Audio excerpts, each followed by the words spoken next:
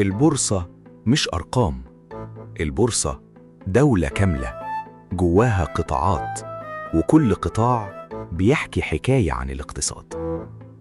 خليني أوريك الخريطة بسرعة. أولاً، قطاع البنوك ده قلب السوق، أي حركة فلوس أو فوايد أو قروض بتبدأ من هنا. ثانياً، الخدمات المالية غير المصرفية، السمسرة، التمويل والاستثمار، يعني الشرايين اللي بتحرك السوق.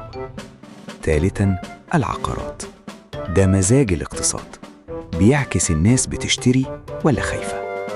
رابعاً، المقاولات والإنشاءات، من الورق لحد المباني على الأرض.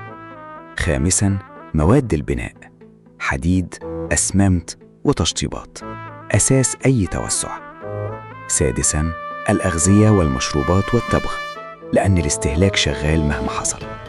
سابعاً، الرعاية الصحية والأدوية، طلب ثابت في كل الظروف.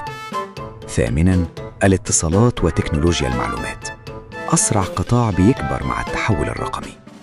تاسعاً، الطاقة والخدمات المساندة، كهرباء وغاز وطاقة مستقبل البلد.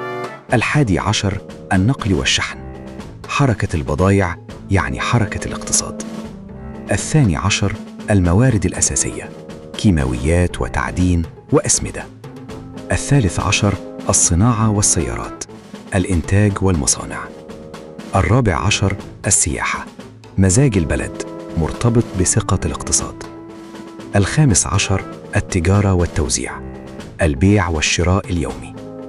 16، المنسوجات والسلع المعمرة، ملابس، أثاث وأجهزة. 17، الخدمات التعليمية، استثمار في المستقبل. 18، الورق والتغليف، قطاع صغير بس بيخدم كل حاجة حواليه. الفكرة كلها إنك ما تدورش على سهم، إنت لازم تشوف القطاع الأول، لأن السهم القوي في قطاع ضعيف غالباً مش هيكسبك حاجة. لو عايز تفهم السوق صح، إنت محتاج تشوف الخريطة مش الأسعار. اكتب خريطة وهنبدأ نشرح كل قطاع لوحده بطريقة أعمق. أنا عم حسن، وده EGX Map.